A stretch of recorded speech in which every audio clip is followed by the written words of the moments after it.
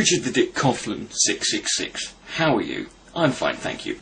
Those of you who've been with me for a while will have no doubt have all got your favourite moment of catastrophic collapse.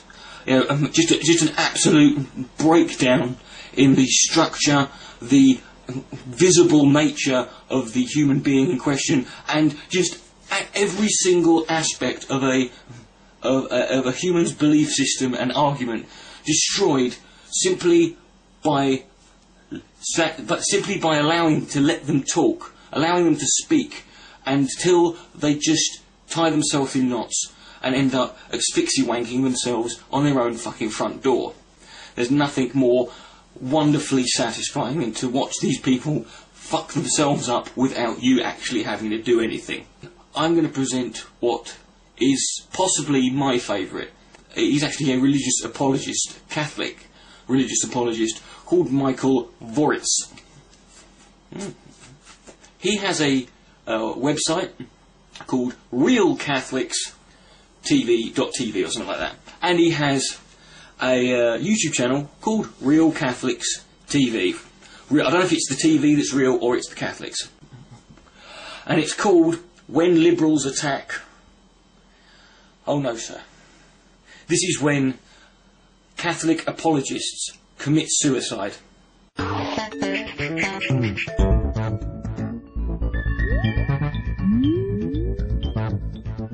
think I'll change it again.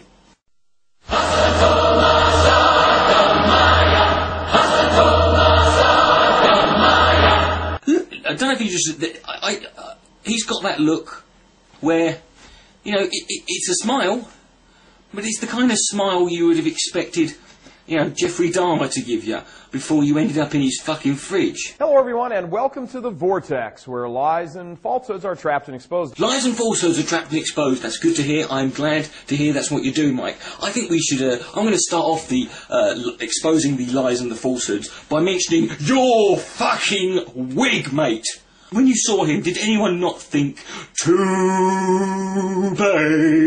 Oh, I mean, either that or you've got a squirrel fucking laying down there. Did a bird's nest fall out of a tree on your way to work and you didn't notice? The top of your head looks like a mammoth's bollock.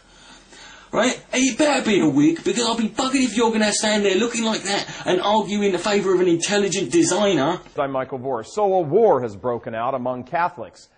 Really? They're doing it themselves now? Would they run out of Protestants to fucking harass, did they? Over the issue of the Bishops' Conference scandal of funding groups that are pro-abortion and pro-same-sex marriage. The Conference of Catholic...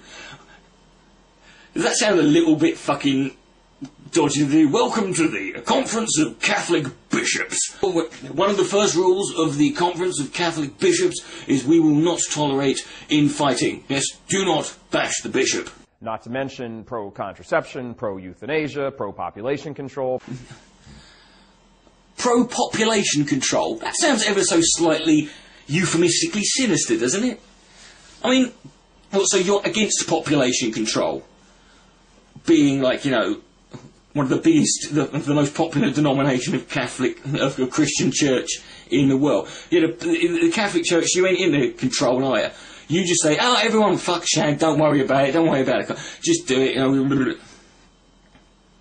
In the latest issue of U.S. Catholic... It's a great publication, I get it every month, it's brilliant. Which is not really very U.S. and hardly Catholic. Yeah, that's because you made the mistake I did, probably, Mike. You know, you think it stands for United States Catholic. No, the U.S. stands for underage sex. An editorial attacks Catholic convert Diehl Hudson for his stand on the Bishops' Conference scandal. His stand? Simple. Stop funding groups that support abortion and the above-mentioned ills. Is anyone wondering about this little thing he has where he has the words he's saying pop up next to him? That seems pretty simple. Yeah, I think we could fucking freeze that right there. That image right there. That is your life right there, mate. That is your eulogy. You are summed up in an instant in that that one screen capture right there. But I think you're distracting people from something. I think you're using these to try and make people lose focus on something. And I think I know what it is. Hold on. But, oh no. Oh yes. The staff at U.S. Catholic feels it necessary to bring up the fact that Hudson has a long history with the Republican Party and is a committed political conservative. In fact, in an audacious claim, the rag seeks to suggest that the whole business of pointing out the Bishops' Conference scandal is nothing more than partisan politics. It's pointing out the truth, ain't it? I'm sorry if sometimes reality has that bias.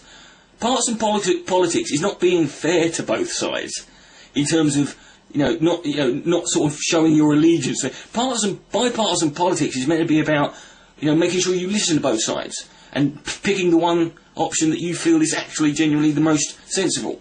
Allow me to quote them. Quote, "This is about politics, pure and simple, not correct interpretation of church teaching," end quote. Yep. Fair play to them, yeah? Well, they're half right. No, they're half right and half left. The funding scandal at the Bishops' Conference is all about politics, the funding of Democratic Party initiatives, that is. So it's all about politics, so they were right, yeah. The editorial takes a high and mighty tone. And you're criticising him or congratulating him for this? Not surprising for a liberal writer in a liberal magazine spouting a liberal point of view. Well, what do you expect to see from a liberal writer in a liberal magazine? What do you expect him to go, I think all gays should be killed? The logical fallacy is made and defended and repeated. The logical fallacy? What logical fallacy is this? I can't seem to notice it. Is this a new one? You seem to have... Is this the lesser known logical the argument from disagreeing with me makes you a prick argument? And coming from a guy... And plus, you shouldn't really be in a position to criticise people using logical fallacies based on the fact that your channel is called Real Catholics TV. So your entire channel, your entire website, your entire business and life is based on the principle of a logical fallacy. That the sanctity of life is just one issue and not the most important issue. No, it's one issue. It could be the most or the least important.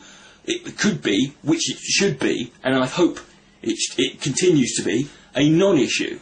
Hey, U.S. Catholic, here's a shout-out for you. Try to understand this. Now, try real hard. He really makes you want to sort of go on his side. He's got such empathy and warmth, doesn't he? If someone isn't allowed to live, their rights to housing or health care really don't matter. You can't really argue with that, can you? That is true. Housing? You got a picture of a fetus there? I mean, I'm not a parent. I've never had it, and I've probably lost touch. But I don't seem to. I'm pretty sure that when kids are born, the first thing that goes through their mind is right, property ladder. I need to get an endowment policy. Got it? See if you can repeat that. Oh, just shove it up your arse. It's just plain old stupid. Yes, again. The party that supports abortion, murdering children in the womb, just in case you forgot what that is.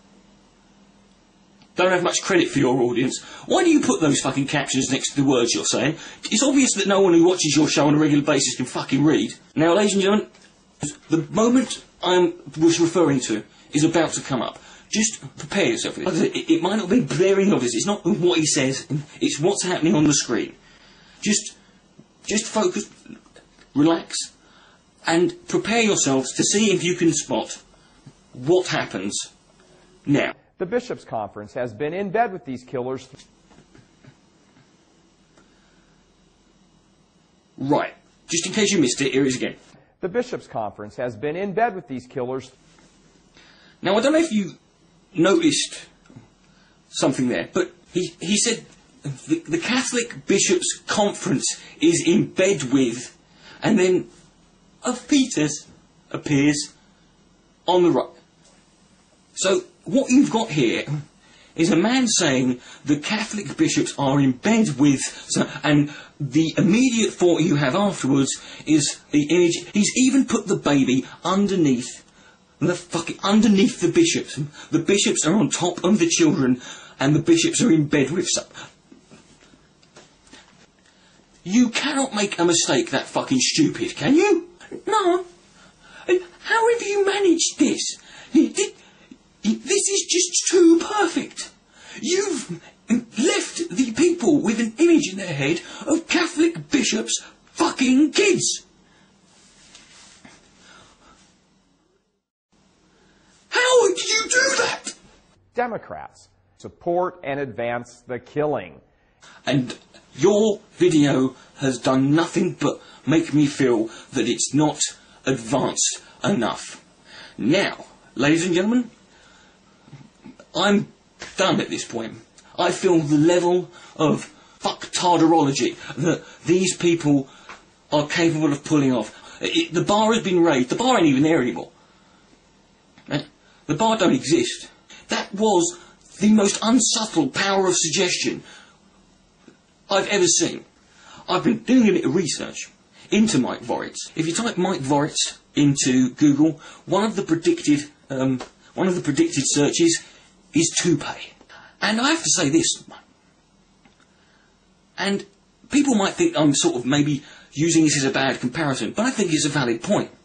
Do you expect me to accept your ideas that abortion is wrong because it's mankind interfering with God's plan, and you've got a wig? Because who made you bald, Mike? Can God make a failure so epic that he cannot possibly pull it off? It's been answered today by Mike Voritz. Ladies and gentlemen, Rooster Dick Hoffman 66. Good night. May God be less. And Mike, we shall meet again. The Bishops' Conference has been in bed with these killers.